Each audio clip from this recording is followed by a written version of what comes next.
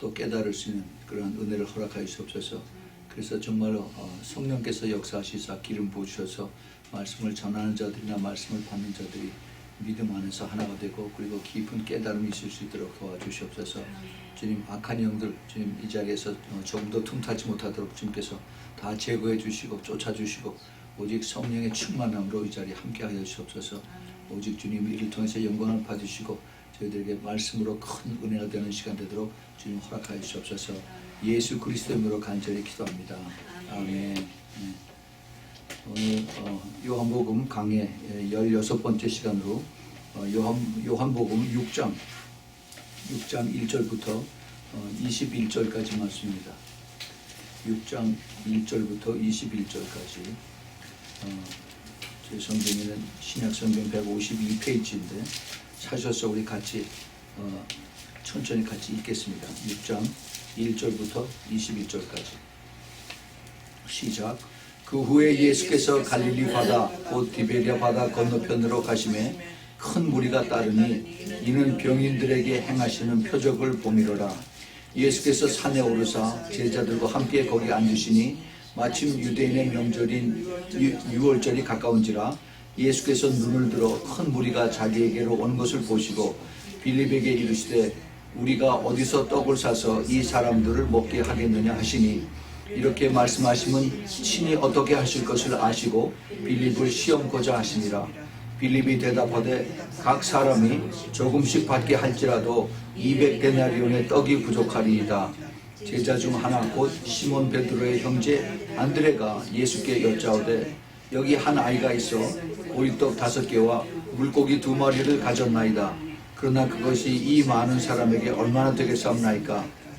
예수께서 가라사대 이 사람들로 앉게 하라 하신대 그곳에 잔디가 많은지라 사람들이 앉으니 수요가 5천쯤 되더라. 예수께서 떡을 가져 축사하신 후에 앉은 자들에게 나눠주시고 고기도 그렇게 저희 온대로 주시다. 저희가 배부른 후에 예수께서 제자들에게 이르시되 남은 조각을 거두고 버리는 것이 없게 하라 하시므로 이에 거두니 보리떡 5개로 먹은 남은 조각이 12바구니에 찼더라. 그 사람들이 예수의 행하신 이 표적을 보고 말하되 이는 참으로 세상에 오실 그 선지자라 하더라. 그러므로 예수께서 저희에게 와서 자기를 억지로 삼아 임금 삼으려는 줄 아시고 다시 혼자 산으로 떠나가시니라.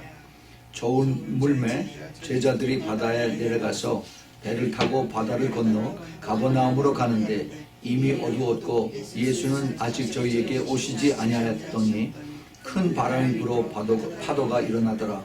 제자들이 노를 저어 10여리를 가다가 예수께서 바다 위로 걸어 배에 가까이 오심을 보고 두려워하거늘 가라사대 내니 두려워 말라 하신대 이에 기뻐서 배로 영접하니 배는 곧 저 위에 가려던 땅에 이르렀더라.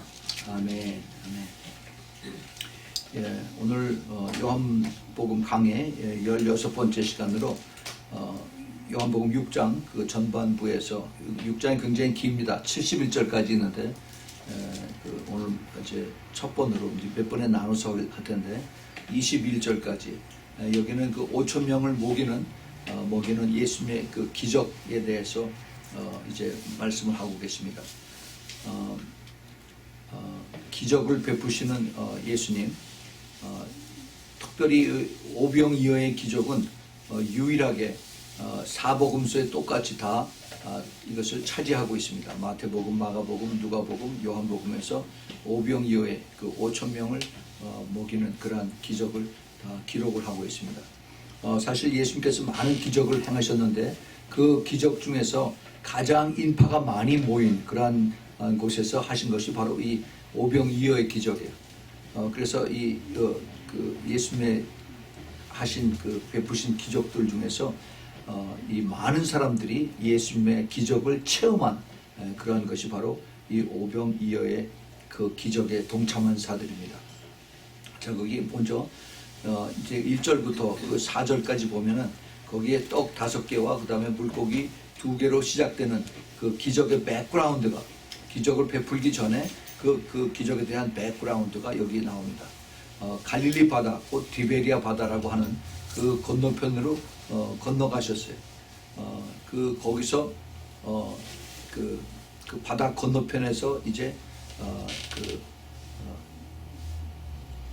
많은 사람들이 예수님을 따릅니다. 원래는 예수님께서 그 바다 이쪽 편에 와서 있었는데 이제 그 동편에서 서편으로 이제 건너가신 것입니다. 근데 가는 곳마다 주님께서 수많은 사람들의 무리가 그를 따르고 다녀요. 그런데 사람들이 많이 모일 때마다 예수님께서 그들의 그 병을 치료하십니다. 그 2절에 보면은 큰 무리가 따르니 이는 병인들에게 행하시는 표적을 보미라. 아픈 사람들 많이 치유하신 것이 바로 예수님이세요.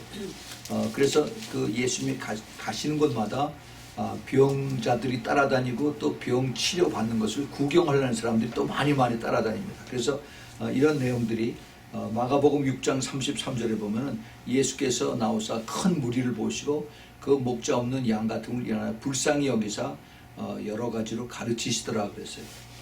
이 사람들이 자기 나름대로 이제 아픔을 또 치유받고 또 그 치유받는 구경도 하고 했는데 예수님께서 보시는 거는 그렇게 보지 않는 겁니다. 예수님께서 보실 때는 이 사람들이 목자 없는 양같이 그냥 이리 왔다 저리 갔다 하는 것이 불쌍하게 여기셔서 그렇게 주님께서 보시고 여러 가지 말씀을 가르쳐 주신 것입니다. 그 다음에 마가복음 6장 35절에 보면 때가 저물어가매 제자들이 예수께 나와 저되 이곳은 빈들이요 때도 저물어가니 그래서 이제 저녁 때가 되는 것을 제자들이 걱정을 합니다. 같은 내용을 누가복음 9장 11절에 11절 12절에 이렇게 얘기하고 있습니다. 무리가 알고 따라왔거늘 예수께서 저희를 영접하사 하나님 나라의 일을 이야기하시며 병 고칠 자들은 고치더라 그랬어요. 그냥 병만 고치는 것이 아니라 예수님께서는 하나님 나라의 일에 대해서 가르쳐 주셨어요. 예수님이 가시는 곳마다 많은 병자들을 고치시고 귀신들을 쫓아내시고 그리고 또 제자들에게 가르쳤습니다. 그런데 그 가르친 내용이 무엇이냐면은 이것이 주로 하나님 나라에 대한 것을 가르쳤어요. 하나님 나라에 대한 일. 그 하나님 나라에 대한 일 얘기가 어디서 또 나오냐면은 예수님께서 죽으시고 다시 부활하시고 이제 승천하셨다가 3일 만에 부활하셨죠. 3일 만에 부활하시고 나서 승천하시기 전에 그때 제자들에게 처음 나타나셔서 그 사도행전 1장 3절을 보면은 제자들 앞에 나타나셔서 하나님 나라의 일에 대한 것을 가르치셨다고 했어요. 그래서 예수님은 이제 그 마지막 순간에 천국으로 올라가셔서 다시 내려오지 않는 이제 그런 마지막 유언 같은 말씀을 제자들에게 무엇에 대해서 가르치냐면은 하나님 나라의 일에 대해서 하나님 나라. 천국이 그만큼 중요한 겁니다. 왜냐하면 그것이 그 하나님 백성들의 영원한 고향이고 우리가 여기서 살지만은 천국에 대한 소망이 없이 여기에 이 땅에 소망을 두고 살면 그 사람들은 천국 못 가요. 가지 못합니다. 가기 싫다는 거 이 땅이 좋다고 여기에 소망을 두고 사는 사람들을 억지로 데려가려고 하지 않습니다. 하나님께서 그 천국에 대한 소망을 계속 갖도록 이게 천국에 대해서 가르쳐 주시고 비유로 말씀하시고 그렇게 한 것을 볼 수가 있어요. 그래서 여기 아픈 사람들을 그 치유를 하시는 가운데에서도 그 천국에 대해서 하나님 나라의 일에 대해서 얘기를 하고 있습니다. 그 다음에 누가복음 9장 12절에 날이 저물어 가면 12사도가 나와 여짜오되 무리를 보내어 두루 마을과 촌으로 가서 유하며 먹을 것을 얻게 하소서. 그래서 이제 그 이들에게 때가 돼서 저녁 때가 되니까 이 사람들에게 먹을 것을 이제 줍시다. 먹을 것을 주게 하소서 하고 제자들이 예수님에게 물어보는 것을 여기서 누가복음에도 우리가 볼 수가 있습니다. 이 사람들이 이제 수많은 사람들이 예수님을 따라다니고 이제 말씀을 듣고 또 병도 고치고 이제 그러는데 여기 지금 5,000명이라고 그랬어요. 5,000명. 근데 5,000명의 사람들이 예수님을 따라다니는 것으로 생각하면은 그거는 잘못입니다. 예수님을 따라다닌 것이 거기 남자들의 수요가 5,000이에요. 그러니까 여기에 여인들이 포함이 안 됐고 아이들이 포함이 안 됐는데 여자하고 그 다음에 아이들을 다 포함하면 거의 한 2만 명 이상 내지 한 2만 5천 명 정도 될 거라고 이렇게 성경학자들이 얘기를 합니다. 그래서 그 사람들을 이제 불쌍히 여기시고 그래서 그들에게 이제 그 병자들을 고치시고 또 하나님 말씀을 가르치는 것을 여기서 볼 수가 있어요. 그래서 이제 그런 다음에 그 3절에 예수께서 산에 오른다라고 했어요. 산에. 예, 산은 그 높은 산을 얘기하는 것이 아닙니다. 그 갈릴리 호수 근처에 산이 없어요.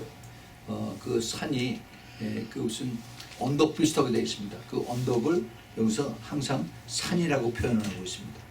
예수님께서 그 언덕 호수, 갈릴리 호수 근처의 언덕에 이제 가서 거기서 제자들하고 같이 이야기합니다. 근데 그 복음서에 보면은 예수님께서 산에 올라가시다 하는 얘기가 많이 나옵니다. 그 산에 올라가는 것이 우리가 생각하는 여기 그 가파른 산이 아니라 그 언덕 같은 곳에 그런 데 올라가서 예수님께서 홀로 이렇게 기도하신 내용을 우리가 알 수가 있어요. 마태복음 14장 23절에 무리를 보내신 후에 기도하러 따로 산에 올라가시다. 그래서 예수님께서 꼭 중요한 일이 있을 때 또 그 하나님하고 같이 기도하고 그 대화하실 때 그때 꼭 혼자서 산에 올라가신 것을 볼 수가 있습니다. 그 다음에 마태복음 15장 29절에도 예수께서 거기서 떠나서 갈릴리 호수에 이르러 산에 올라가서 거기 앉으셨다라고 기록을 합니다. 또 누가복음 12장 6장 12절 13절에도 이때 예수께서 기도하러 하시러 산으로 가서 밤이 맞도록 하나님께 기도하셨고 밝음에 그 제자들을 부르사 그 중에 12를 택하여 사도라고 칭했다라고 했어요. 그래서 예수님이 그 제자들을 10명을 뽑기 전에 주님께서 산에 가셔서 그 언덕에 가셔서 그래서 밤새도록 기도하고 아버지께 물어보고 그리고 그 12명을 택한 것을 볼 수가 있습니다. 그 다음에 이제 4절에 마침 유대인의 명절인 유월절이 가까운지라 그랬어요. 이게 지금 우리가 이걸 잘 알아야 됩니다. 유대인의 명절 유월절. 유월절이면은 그 율법에 의해서 모든 남자들은 전부 다 예루살렘에 가서 예배를 드리러 가야 됩니다. 성전에 가서 그 자기의 죄를 고백하고 그 다음에 그 희생 제물들을 갖다 바치고 하는 그 유월절을 지키러 예루살렘을 가요. 그 앞에 보면은 요한복음 2장 23절에도 예수님께서 유월절에 예루살렘에 올라갔다 하는 내용이 나옵니다.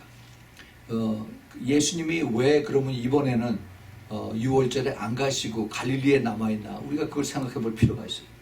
왜 예수님이 그 율법을 어기고 그리고 그 많은 사람들을 데리고 지금 그 갈릴리 바다 건너편에 서편에서 거기서 지금 그 사람들 가리키고 그 다음에 병자들 고치고 지금 그렇게 하고 있나? 왜 예루살렘 성전에 가서 거기서 유월절을 거기서 지키고 그 다음에 짐승들을 잡고 오지 그렇게 않나? 이것을 우리가 생각을 해볼 필요가 있습니다. 그 유월절을 예루살렘에서 지키는 이유는 그 종교적인 이유 때문에 그 레위기에 나오는 말씀 또 신명기에 나오는 말씀을 순종하고 또 출애굽기에 나오는 말씀을 그대로 순종하고 하기 위해서 이 사람들이 그 종교적인 그 여행을 하는 겁니다. 마치 그 모슬렘들이 1년에 자기 평생에 몇 번 그 메카에 가서 순례를 행하는 것처럼 이 유대인들은 1년에 남자들은 적어도 3번은 예루살렘에 가서 그 절기마다 유월절과 그 다음에 오순절과 그리고 이제 초막절에 예루살렘에 가서 거기서 절기를 지키는 것을 성경에 기록해 있기 때문에 그것을 지키기 위해서 가죠. 그런데 이 예수님께서 이번에 가시지 않고 갈릴리에 남아있는 그 이유를 우리가 생각을 해볼 필요가 있습니다. 그것은 그 유월절의 그 절기를 우리가 생각해 볼 때 유월절은 무엇을 상징하는 겁니까? 유월절은 어린 양의 피를 뿌려서 그래서 이스라엘 백성들이 그 애굽에서 나올 때 그 하나님께서 모세에게 주신 그 말씀 각 집마다 집에 그 문지방하고 문틀에 거기 어린 양의 피를 거기다 다 뿌려서 그래서 그 집의 장자가 죽지 않도록 하라고 그래서 그것을 지키는 그리고 나서 이제 그 짐을 싸들고 그리고 그 바쁘게 그 애국을 떠나는 그것을 명령을 받고 그대로 순종을 했죠. 그 어린 양 죽음으로 그들의 죽음을 대신해서 죽은 어린 양, 그 바로 예수 그리스도입니다. 그래서 그 유월절의 주인이 바로 누구냐면 예수 그리스도예요. 그 예수 그리스도가 예루살렘에 가서 그 성전에서 자기 자신을 이제 그 보이고 그리고 그것을 사람들에게 가르치시겠죠. 그런데 사람들이 듣질 않아요. 깨닫지도 못합니다. 그 대신 이번에는 그 갈릴리 주위에 남아서 그래서 이제 이 사람들에게 기적을 베푸십니다. 오병이어의 기적을. 그런데 오병이 뭐예요?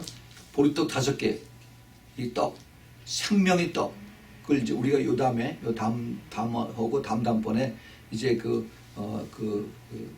우리 성찬식을 하는데 그 생명의 떡을 먹죠. 그 떡이 바로 예수 그리스도입니다. 그것에 대해서 우리가 공부를 할 텐데 예수님 자신이 내가 생명의 떡이다 하는 것을 이번에 암암리에 그 많은 백성들에게 25,000명이 되는 사람들에게 가르쳐 주는 겁니다. 6월절에 너희들이 남자들이 그 예루살렘에 가서 6월절 절기를 지키고 그 다음에 거기서 양을 잡아서 먹고 그 다음에 거기서 제사를 지내고 오지만은 사실은 바로 내가 그 생명의 떡의 주인공이다 하는 것을 주님께서 여기에 이 많은 사람들에게 가르쳐 주는 것을 우리가 알 수가 있습니다. 그 다음에 이제 그 5절부터 그 7절에 보면은 큰 무리에 이제 떡을 먹이게 하십니다. 이 사람들을 불쌍히 여겨서 지금 때가 그 많은 사람들 생각해 보세요. 지금 한 2만 명, 25,000명이 됩니다. 그 사람들이 아픈 사람들이 좀 많겠어요. 그 당시에 그 많은 사람들이 전부 다 줄을 서서 주님 앞에 나와서 기도 받으려고 있는 겁니다. 근데 이 기도 받으려고 나온 사람들을 낮에부터 한 사람씩 기도한다 하더라도 이게 수도 없이 많은 사람들. 그러니까 어느덧 해가 지고 껌껌해지고 그렇게 됐죠. 그럴 때 주님께서 이제 이것을 아시고 이제 빌립에게 예수님의 제자인 빌립에게 떡을 사서 이 사람들을 어떻게 먹게 하겠느냐라고 주님께서 빌립에게 물어보셨어요. 아마 주님께서 이것을 물어보실 때에는 많은 사람들을 기도해 주시면서 계속해서 옆에서 그 빌립에게 어디 먹을 거 있나 알아봐라 하고 이렇게 물어보신 것 같아요. 근데 빌립이 똑똑한 사람이죠. 이 많은 사람들을 우리가 어떻게 이 사람들을 먹이겠습니까? 이 사람들을 먹이려면은 적어도 돈이 200데나리온이 있어야 될 것 같습니다. 200데나리온이 얼마냐? 성경에 보면은 한 사람 젊은 남자, 건장한 남자의 하루 품값이 그 일당이 한 데나리온이라고 그랬습니다. 그 한 데나리온 쉽게 우리가 계산해서 지금 젊은 사람 멕시칸들 길거리 사는 사람 데려다가 일시키면 하루에 50불 정도는 줘야 돼요. 50달러. 그러면은 그걸 우리가 지금 이걸 200데나리온으로 계산하면은 적어도 10,000불입니다. 10,000달러. 이 10,000달러어치의 떡을 사서 그래서 먹여도 이게 부족하다라고 빌립이 계산을 빨리 해서 예수님에게 보고를 합니다. 그랬더니 예수님께서 그 다음에 베드로의 동생 안드레에게 또 물어보십니다. 안드레에게 그렇게 얘기를 하시죠. 그랬더니 안드레가 여기 한 아이가 있어서 보리떡 5개와 물고기 2마리를 가졌나이다. 그러나 이것이 이 많은 사람이 얼마나 되겠습니까? 참 그 제자 2사람이 머리는 빨리 돌아가는데 전혀 지금 예수님의 마음을 깨닫지 못하고 있습니다. 안드레가 빌립은 처음부터 이것은 불가능합니다 라고 얘기를 했는데 그래도 안드레는 그 모인 사람들 중에서 어린아이가 여기 지금 어린아이라고 그랬는데 원래 원어를 보면은 파이다론이라고 하는 그런 단어를 썼어요. 파이다론이라는 얘기는 아주 어린 아주 little boy 이것을 얘기를 합니다. 그리고 여기 물고기는 옵사리아라고 하는 그 원어를 쓰는데 이것은 소금에 절인 그 자반 생선을 얘기를 하고요.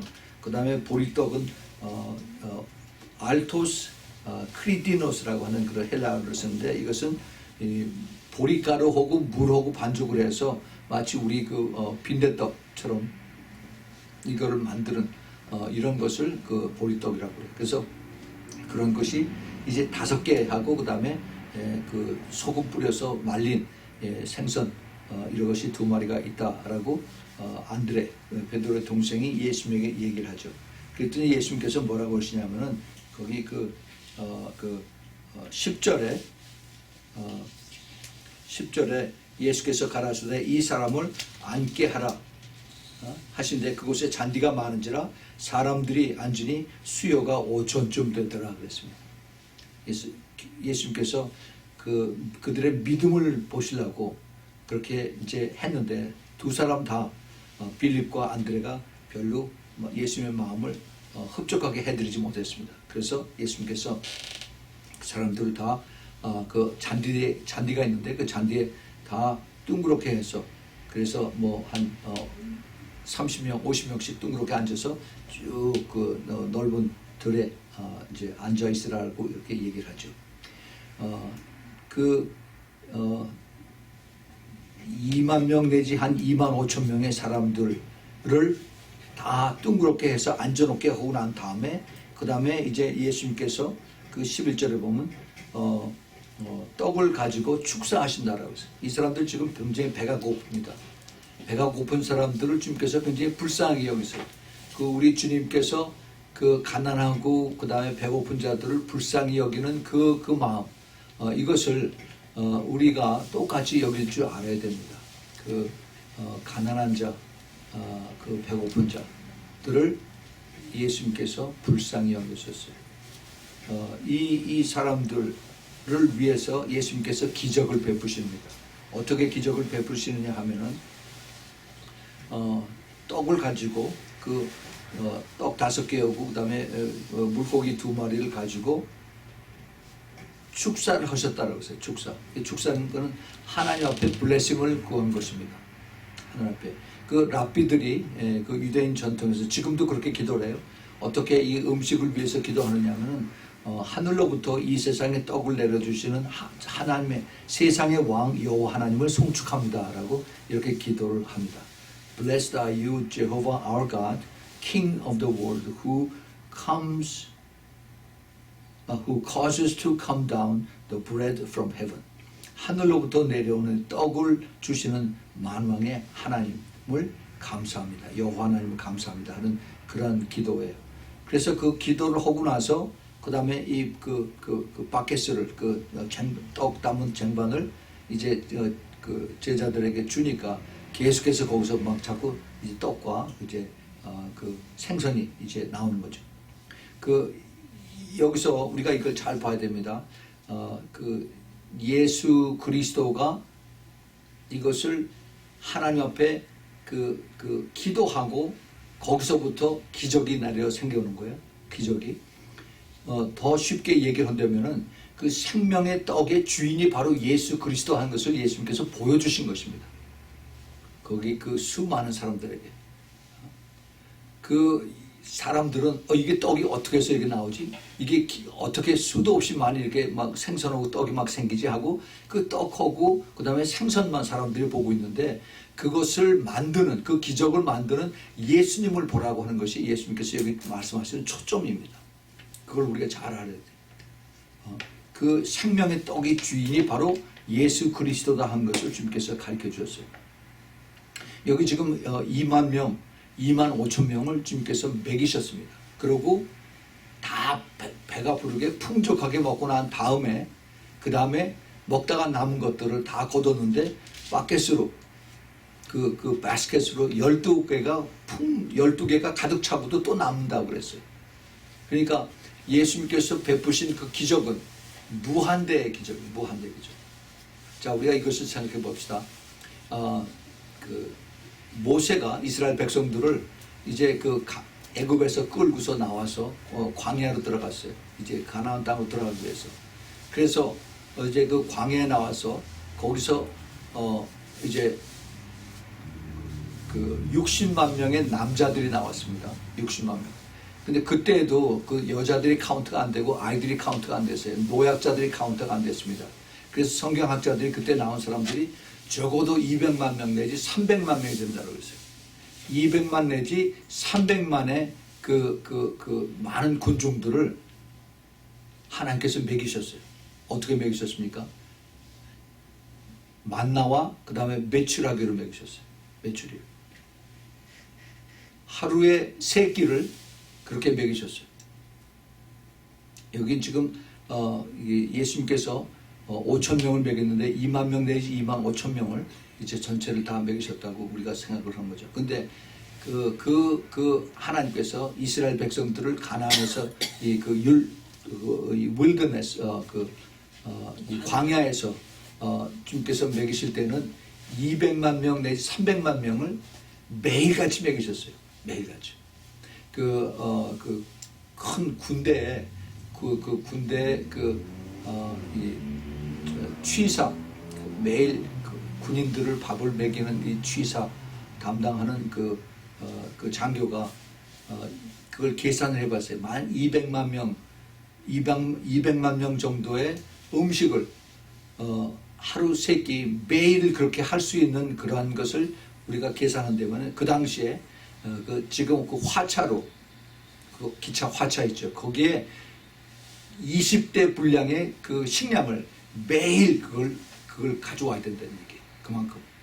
그만큼 가져와야만 그 200만 명 내지 300만 명이 광야에서 매일 아침, 점심, 저녁을 다 먹을 수 있었던 것입니다. 근데 이걸 누가 했어요? 하나님께서 하셨습니다. 하나님. 근데 이 똑같은 하나님이 바로 예수 그리스도로 내려오셔서 그래서 지금 갈릴리 바다 건너편에서 그 배고픈 거를 불쌍히 여기셔서 그래서 그들에게 2만 명 내지 2만 5천 명에게 떡하고 그 다음에 그 생선을 주고서 배불리 먹게 하고 그 다음에 12광주를 남은 겁니다. 그 주님께서 이것을 가르쳐 주시는 거예요. 너희들이 배불리 먹었지? 내가 이것을 만드는 주인공이야. 다시 말하면 내가 그 광야에서 이스라엘 백성들 300만 명을 먹였던 것도 바로 나다 하는 것을 주님께서 암암리에 이것을 가르쳐 주신 것입니다. 우리가 성령을 받은 우리는 이것을 깨달아야 돼요. 이것을 깨닫지 못하면은 그러면 백성들이 배부르게 먹었네. 그 기적을 한번 또 세웠구나. 이렇게 하고서 지납니다. 우리는 여기서 아주 중요한 것을 우리가 깨달아야 됩니다. 예수 그리스도가 그 요한복음에서 계속 주님께서 가르쳐 주신 것이 아버지와 나는 하나다 하는 걸 가르쳐 주세요. 내가 아버지고 아버지가 나다 하는 것을 가르쳐 주세요. 다시 말하면은 그 출애굽기 때 광야에서 그 수많은 사람들을 먹인 것도 나고 지금 여기서 그 이스라엘 백성들 2만 5천 명 그다음에 그들을 배불리 먹이고 그다음에 12광주를 남게 한 것도 바로 나다 하는 것을 주님께서 여기서 가르쳐 주신 것입니다. 그것을 우리 성령을 받은 우리들이 깨닫지 못하면은 그러면 이 요한복음은 우리가 배우지 못합니다. 정말 예수 그리스도가 내가 바로 하나님이다. 이것의 메인 테마가 바로 요한복음의 이것인데 그것을 알지 못하면은 그러면 이 기적의 그 뒤에 숨겨진 것을 우리가 깨닫지 못합니다. 그런데 주님께서 여기서 또 하나 우리에게 가르쳐 주신 것은 이 기적을 우리는 전부 다 좋아하죠. 기적 너무나 좋은 기적. 이 기적을 받기를 원합니다. 사람들이 다 내가 체험하기를 원하고 우리 주님께서 이 어린아이가 가지고 있던 그 보리떡 5개하고 생선 2마리 이것이 어린아이가 계속 가지고 있으면은 그러면 그대로 보리떡 5개하고 생선 2마리 아니면은 이것을 그 제자들이 가지고 있었으면은 제자들도 역시 보리떡 5개하고 그 다음에 생선 2마리입니다. 그런데 이것이 예수님 손에 이것이 옮겨지니까 예수님 손으로 이것이 옮겨지니까 예수님의 손에서 다시 이제 우리에게 돌아올 때는 이게 엄청난 기적으로 이것이 바뀌어진다는 겁니다. 그것을 우리가 잘 알아야 돼요. 그래서 예수님께서 무엇이든지 그것을 나에게로 가져오라고 그래요. 나에게로. 그걸 우리가 잘 알아야 됩니다. 예수님께서 마태복음 11장 28절에 수고하고 무거운 짐진 자들아 다 내게로 오라 내가 너를 쉬게 하리라. 이것도 똑같은 맥락입니다. 나에게 오라는 겁니다. 나에게 오면은 너희들이 기적을 체험할 수가 있다는 것을 주님께서 가르쳐 주시는 거예요. 예수 그리스도에게 바쳐졌을 때 예수 그리스도의 손에 이것이 들려졌을 때 그때 여기서 기적이 나타나는 겁니다.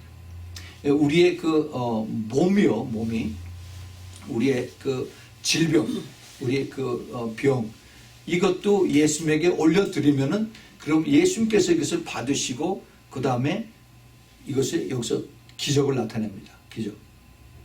우리의 건강.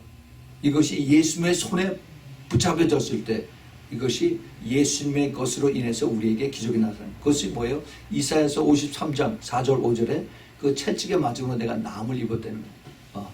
이것이 예수님을 통해서 이것이 나에게 올 때 이것이 나에게는 기적으로 나타나는 겁니다. 똑같은 내용이 베드로전서 2장 24절에도 똑같이 기록이 되어 있어요.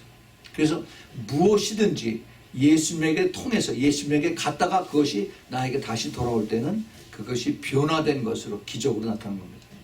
또 그 다음에 우리가 좋아하는 돈, 물질, 이거 내가 붙잡고 있으면은 그게 그 오병이어, $5, 그 다음에 $20, $25. 이것이 내가 가지고 있으면 계속 $25. 그런데 이것이 예수님의 손에 올려 붙였다가 그 다음에 다시 이것이 나에게 오면은 그랬더니 이것이 실컷 쓰고 나서 그 다음에 12바스켓에 아직도 이게 가득 찬 것을 주님께서 우리에게 보여주십니다. 그런 성경 구절들이 지금 다 이거 찾지 않겠습니다. 누가복음 6장 38절, 고린도후서 9장 7절 8절, 그 다음에 마태복음 6장 20절, 그 다음에 33절 우리가 잘 아는 먼저 그의 나라와 그의 의를 구하라. 그러면 모든 것이 다 더해지리라고 주님의 약속에 말씀하셨어요. 모든 것이 우리 주님을 통해서 한번 그에게 통해서 다시 들어갔다가 주님의 축복으로 그 다음에 다시 나오게 되면은 그 다음에 변화돼서 기적으로 우리에게 돌아온다는 겁니다. 우리의 생각, 우리의 마음까지도 예수님에게 올려드리면은 그러면은 그것이 나에게 다시 돌아올 때 그것이 완전히 바뀌어져서 옵니다. 더 쉽게 얘기하면은 내가 근심하고 걱정하고 두려워하고 무서워하고 이런 것들이 있을 때 내가 이것을 예수님에게 올려드리는 거예요. 예수님에게 올려드려요. 그게 뭐예요? 바로 빌립보서 4장 6절 7절의 말씀. 또 그리고 베드로전서 5장 7절의 말씀. 무슨 일인지 두려워하지 말고 염려하지 말고 그리고 기도와 간구로 주님 앞에 감사함으로 올려드리면은 그러면 평강의 하나님 너에게 평안을 주신다고 했어요. 이것이 예수를 통해서 나에게 돌아오면은 그것이 기적으로 나에게 오는 겁니다. 전에 조금만 해도 전에는 내가 두려워하고 무서워하고 불안하고 항상 잠이 안 오고 그랬었는데 내가 이것을 주님 앞에 진심으로 맡겨드리고 그 다음에 주님 앞에 이것을 올려드렸을 때 주님이 이것을 보시고 받으시고 그 다음에 나에게 다시 올 때에는 두려움과 근심 걱정이 나에게는 평안으로 나에게 다가온다는 겁니다. 모든 것이 똑같아요. 그래서 내 생각이나 마음이나 내 질병이나 그 다음에 내 생각이나 내 돈이나 그렇게 아끼는 돈들 이것을 하나님 앞에 맡기고 하나님께 드렸더니 이것이 나에게 하나님의 기적으로 나타나는 겁니다. 예. 그것이 우리가 경험한 사람들은 알아요. 경험한 사람들. 경험하지 못한 사람들은 내 건데 거기서 그냥 감싸주고 써 있어요. 그러면 계속 오병이어가 내 손에 그대로 있습니다. 떡이 6개가 되지도 않고 계속 5개로 가 있다가 나중에 곰팡이가 나서 다 버려요. 사람들이 그렇게 어리석어요. 말씀 순종 아멘 하지만 그 다음에 돌아서서 그냥 내가 그대로 꼭 쥐고서 내 것으로 그냥 끝납니다. 우리 주님께서 이것을 우리에게 가르쳐 주십니다. 나를 통해서 이것이 다시 흘러 들어가면 이것이 그 다음에는 기적으로 변한다. 이것을 Jesus Factor라고 그래요. Jesus Factor. 예수 그리스도가 거기에 연결이 되면은 그러면 그 다음에 이것이 멀티플라이가 된다는 겁니다. 자, 그래서 이것을 주님께서 우리에게 가르쳐 주신 것은 모든 기적의 근원은 바로 예수 그리스도라는 겁니다. 아멘. 예. 모든 기적의 근원이 바로 예수 그리스도예요. 그런데 사람들이 이거를 또 생각합니다. 내가 기도했더니 이 기적이 나한테 와서 그래서 이 기적을 내가 체험했어. 내가 몸도 나았고 내가 사업도 잘 되고 아주 다 모든 게 다 풍성해서 하나님 감사합니다. 그렇지만은 내가 이게 지금 몸이 다 나았고 그 다음에 내가 돈 많이 버는 거 이걸 가지고 감사하는데 그러면은 포커스가 잘못된 거예요. 예. 주님께서 우리에게 이것을 똑바로 보게 하신 것이 그 기적, 그 기프트 이것을 중심으로 보지 말고 이것을 기뻐하지 말고 그것을 주시는 만들어 주시는 그 기버 크리에이터, 이 창조주 하나님을 보내는 겁니다. 바로 예수 그리스도를 보내는 거예요. 그 기적을 만들어주는 그 기적을, 오병이어의 그 기적을, 이것을 우리가 먹지만은 그것보다도 더 중요한 것을, 더 감사할 것은 바로 그것을 만들어주신 예수 그리스도를 보고 그리고 그에게 감사를 하는 겁니다. 그걸 알지 못하면은 이 오병이어의 기적은 이것은 아무것도 아니에요. 그냥 기적 스토리 그거 하나뿐입니다. 우리가 여기서 이것을 깨달았다. 이 바로 기적을 만드신 분이 예수님이기 때문에 내가 예수님의 그 말씀을 잘 깨닫고 어떻게 하면은 내가 예수님을 기쁘게 할 수가 있는가. 예수님의 말씀을 내가 온전히 듣고 그리고 예수님에게 올려드려야만 예수님이 이것을 통해서 나에게 돌아올 때 이것이 기적으로 돌아온 거라는 것을 잘 깨달을 수가 있습니다. 그래서 이 주님께서 이것을 우리에게 가르쳐 주십니다.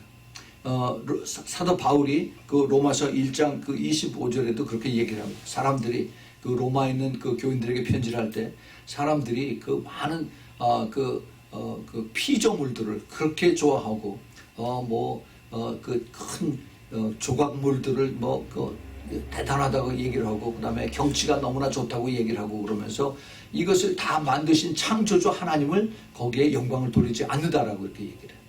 우리도 그렇습니다. 우리도 어디 가서 관광 가서 너무나 좋다고 해서 사진 찍기에 다 너무 바쁘지 그것을 창조하신 하나님은 영광을 드리는 것은 우리는 싹 다 잊어버려요. 그렇게 하면 안 됩니다. 우리의 보는 눈이 달려져야 돼요. 우리는 이것을 만드시고 이것을 허락하신 분이 누군가, 바로 우리 주 하나님이시고 예수 그리스도라는 것을 우리가 항상 내 마음속에서 가지고 내가 이것을 고백하고 하지 않으면은, 그렇지 않으면 이것이 안 나와요. 믿음이 없습니다. 그것이 나타나지가 않습니다. 그래서 이것을 주님께서 오늘 우리에게 이 오병이어의 기적을 통해서 우리에게 이것을 가르쳐 주십니다. 이것을 깨달으라. 이제 앞으로는 이게 참 아름답다 하고 그렇게 하지 말고 그것을 아름다운 창조하신 우리 하나님을 감사하고 거기 하나님께 영광을 드리라는 것을 주님께서 우리에게 여기서 가르쳐 주시는 것입니다.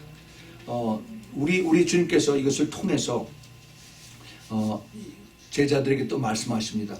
그 많은 사람들은 다 먹고서 그다음에 먹고 나서 툴툴 다 버리고 쓰레기처럼 다 길거리에 버리고 그러고 갔어요. 근데 예수님은 그걸 다 제자를 통해서 거두라고 그러십니다. 버리지 말게 하라. 그래서 이것을 다 모아두라고 얘기합니다. 왜냐하면 이것이 하나님에게서부터 왔기 때문에 이 하나님에게서부터 온 것을 함부로 그렇게 버리지 말라는 겁니다. 우리가 이 하나님 앞에 축복받기를 원해요. 전부 다. 그리고 하나님의 마음에 합당하게 우리가 그렇게 하기를 원합니다. 믿음 생활을. 그런데 하나님이 기뻐하신 것을 알고 그렇게 하나님의 그 원하는 대로 따라가야지, 나는 내 생각대로, 내 스타일대로, 내 생각대로 그렇게 해가면서 그 다음에 내가 복을 받기로 한다면은 그러면 그거는 하나님의 마음에 들기는 한참 멀었어요. 우리 하나님은 모든 것이 하나님에게로 왔기 때문에 그것을 귀하게 여기고 감사하게 여기고 그것을 이것을 세이브하고, 그래서 나중을 위해서 이것을 준비하라고 주님께서 가르쳐 주십니다. 자, 그런데 이제 그 14절 15절을 보면은 거기 아주 재미있는 그 반응이 나옵니다. 기적 후에 그 사람들의 반응과 그다음에 예수님의 반응을 여기서 기록을 하고 있습니다. 14절에 그 사람들이 예수의 행하신 이 표적을 보고 말하되 이는 참으로 세상에 오실 그 선지자라 하더라. 이 세상에 오실 그 선지자라고 얘기를 해요. 바로 그 선지자가 누구냐면은 the prophet. 신명기 18장 15절에도 있고 18절에도 있습니다. 그 모세가 내 하나님 여호와께서 너의 중, 네 형제 중에서 나와 같은 선지자 하나를 너를 위하여 일으키시리니 너희는 그를 들을지어다 라고 얘기를 합니다. 이게 나와 같은 선지자가 누구예요? 바로 예수 그리스도입니다. 18절에도 내가 그들의 형제 중에 너와 같은 선지자 하나를 그들을 위하여 일으키고 내 말을 그 입에 두리니 내가 그에게 명하는 것을 그가 무리에게 다 고하리라. 이것은 하나님께서 이제 모세에게 하신 말씀입니다. 그래서 너 같은 그러한 그 선지자, 프로페서를 내가 나중에 세울 텐데 그가 하는 말을 사람들이 이제 다 들어야 된다 하고 주님께서 말씀하셨어요. 바로 그 선지자, 바로 그 사람이 바로 예수 그리스도다 하고 지금 여기에 있는 그 2만 명, 2만 5천 명의 군종들이 예수님을 왕으로 모시려고 지금 이렇게 얘기를 합니다. 왕으로. 그런데 예수님께서 거기 보면은 그러므로 예수께서 저희가 와서 자기를 억지로 잡아 임금 삼으려는 줄 아시고 다시 혼자 산으로 떠나가시니라. 이거 참 아주 굉장히 흥미로운 말씀을 여기 하셨는데 예수님은 그 수많은 지금 2만 명, 2만 5천 명, 3만 명 마치 그 데모하는 사람들이 예수를 우리의 왕으로 합시다. 예수를 우리 대통령으로 합시다 하고 그리고 지금 막 소리 지르고 예수님을 따라서 와서 그 다음에 어깨에 메고 그 다음에 할렐루야 하고 그러고 가려고 그러는 분위기 속에 있어요. 근데 예수님께서 그걸 아시고 그 다음에 혼자 산으로 가십니다. 왜 그러셨을까? 왜? 예수님이 하나님이신데 인성을 입으시고 사람과 똑같이 이 세상에 내려오셨습니다. 사람들의 감정도 예수님께서 가지고 계세요. 사람들이 예수님을 높이니까 예수님도 거기에 같이 휩쓸리면은 같이 갈 수가 있어요. 같이 갈 수가 있습니다. 누가 사람들이 자기를 높이는데 그거 싫어할 사람이 누가 있어요? 오히려 자기네들이 돈을 풀고 그 다음에 광고를 해서 나를 높이라고 그렇게 하는 것이 이 세상인데 교회들도 그래요. 교회들도 광고를 엄청 하고 우리 그 다음에 목사님이 최고야 하고서 막 그냥 광고하고 텔레비전 막 나오고 그 다음에 억지로 이렇게 스마일을 해가면서 사진들을 찍고 해서 이것을 신문에 내는 이것이 현대 교회의 모습입니다. 그래서 이 수많은 사람들이 우리 목사님을 국무총리로 세웁시다, 대통령으로 세웁시다 하고 쫙 보면은 그것을 싫다고 할 그러한 사람이 있겠느냐? 그런데 예수님은 아닙니다. 예수님은 그것을 다 떨쳐버리고 그리고 아버지께 혼자 남았어요. 아버지께 내 힘으로 할 수가 없으니까 하나님 나를 겸손하게 만들어주세요.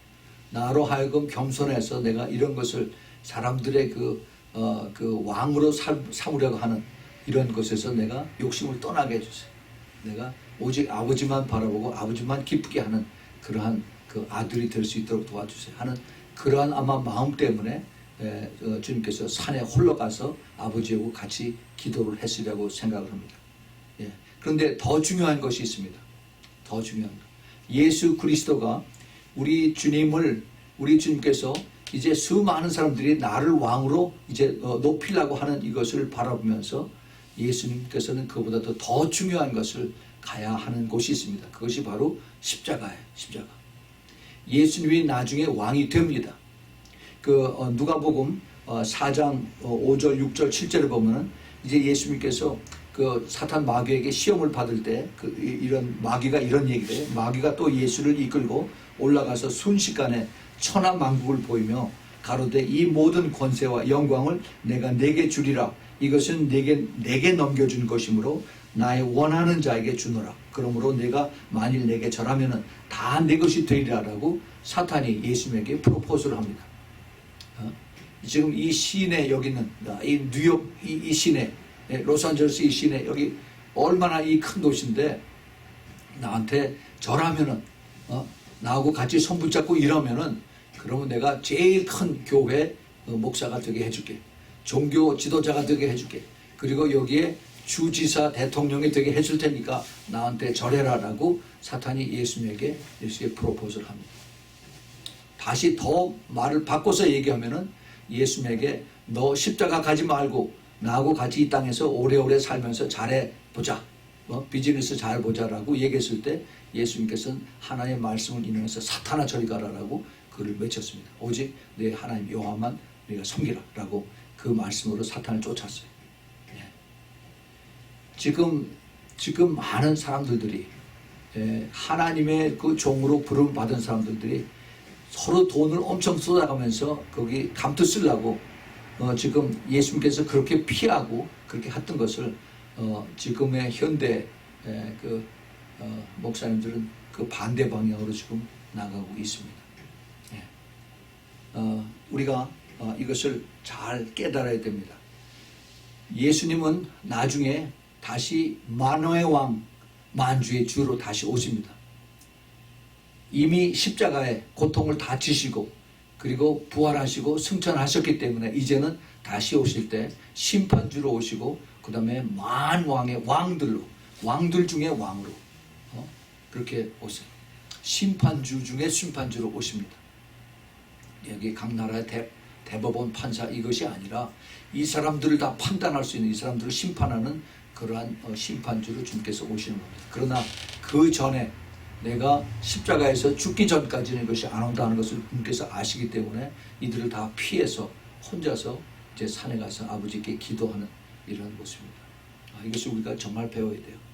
우리가 이 땅에서 우리가 그 신앙 생활하고 예수 그리스도를 믿고 따르는 것은 이 세상에서 내가 유명해지고 더 높아지고 돈 잘 벌고 잘 살고 하는 이것 때문에 우리가 예수 믿는 것은 결코 아닙니다. 만약에 그렇다면 우리가 종교를 잘못했어요. 가서 무당들한테 가서 굿해달라고 그러고 그 다음에 돈 잘 벌게 해달라고 그런 식으로 한 것이 아마 더 빠를지도 모르겠습니다. 정말 예수 그리스도를 닮고 이 세상에서의 영광보다는 하늘나라에 대한 영광을 우리가 더 사모하면서, 그래서 그것이 영원한 우리의 고향이기 때문에 거기서 내가 더 하나님 앞에 인정을 받고 그리고 거기서 칭찬받는 그런 자가 되지, 이 땅에서 잠시 잠깐 왔다 가는 거기서 안개 같다고 그랬는데 거기서 잠깐 내가 편하고 또 내가 더 유명해지고 해봐야 아무 소용이 없다는 것을 주님께서 우리에게 가르쳐 주십니다. 특별히 크리스천들이 그걸 깨닫지 못하면은 그건 정말 큰 실패입니다. 실패. 그래서 주님께서 여기서 이것을 우리에게 모범으로 보여주셨습니다. 사람들이 나를 높일 때 더 겸손해져라는 겁니다. 혼자서 산으로 가셨어요. 예수님께서 그 누가복음 16장 15절에도 똑같은 말씀하셨어요. 사람들 앞에 높임 받는 자는 하나님 앞에 미움을 받는다라고 주님께서 말씀하십니다. 우리가 이것을 잘 기억을 해야 됩니다. 그것을 우리가 잊어버리면은, 그러면은 나중에 크게 우리가 고생하고 실패하고 또 내 구원을 잊어버릴 수도 있습니다. 우리는 정말 이것을 조심해야 돼. 이제 그래서 이제 주님께서 이것을 우리에게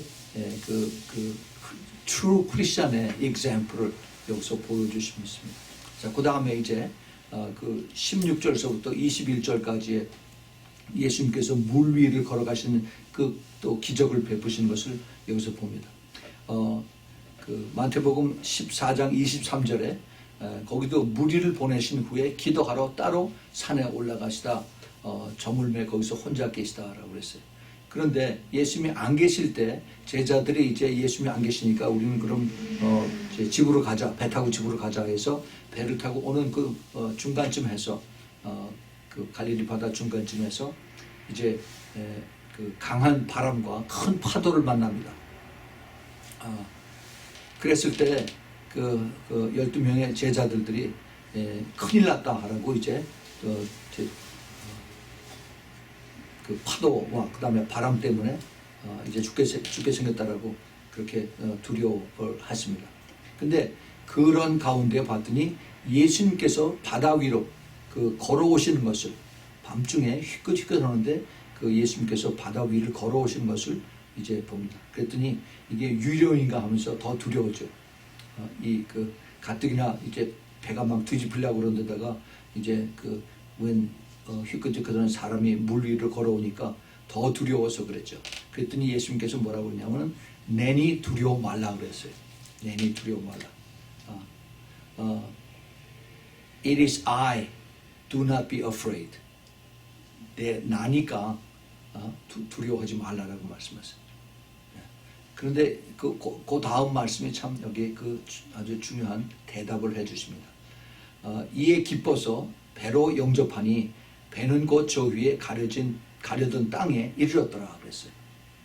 지금 배가 갈릴리 한 중반쯤 왔습니다. 그런데 거기서 태풍을 만나가지고 그렇게 무서워서 막 그랬는데 예수님께서 바다 위를 걸어오신 것을 보면서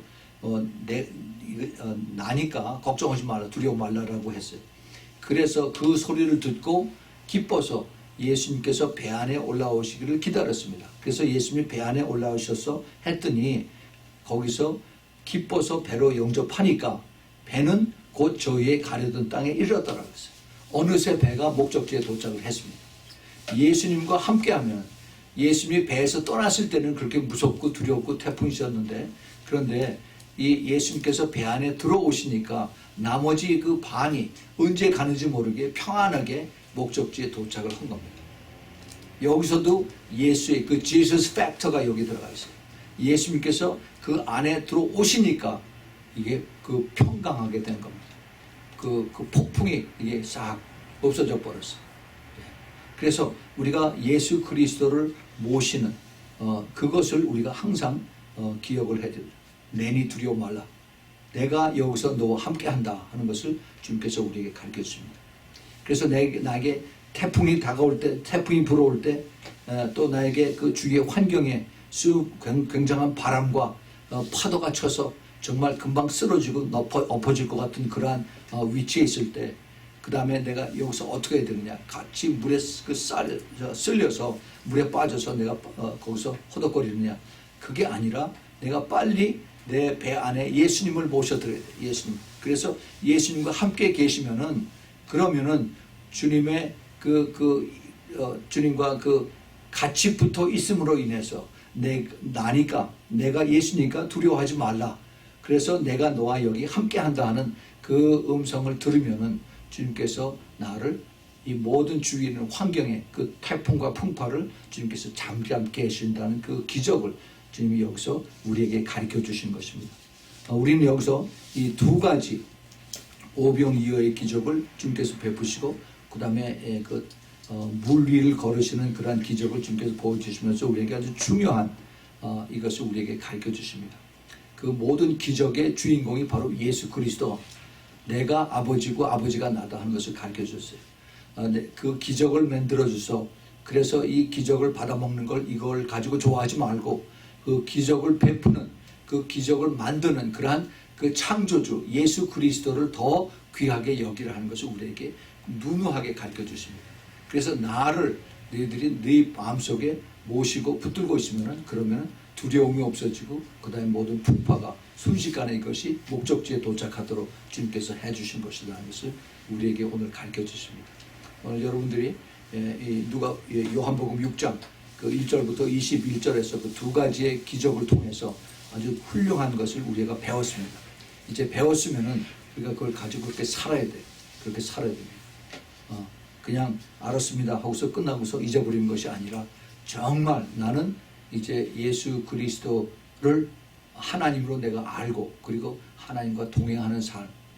그래서 내가 그리스도와 함께 같이 이제 내 그 배 안에서 주님과 함께 모시고 할 때 모든 근심, 걱정, 두려움 이것이 다 없어지고 늘 주님 안에서 주시는 평강으로, 감사로, 그리고 이것이 기쁨으로 넘치는 그러한 여러분들 되길 꼭 부탁을 드립니다. 같이 기도하겠습니다. 하나님 아버지, 오늘 저녁에 우리가 요한복음 6장 주님께서 그 유명한 오병이어의 기적을 베푸시고 또 물 위를 걸어섰던 그 기적을 저희들에게 보여주시고 가르쳐 주심을 감사합니다.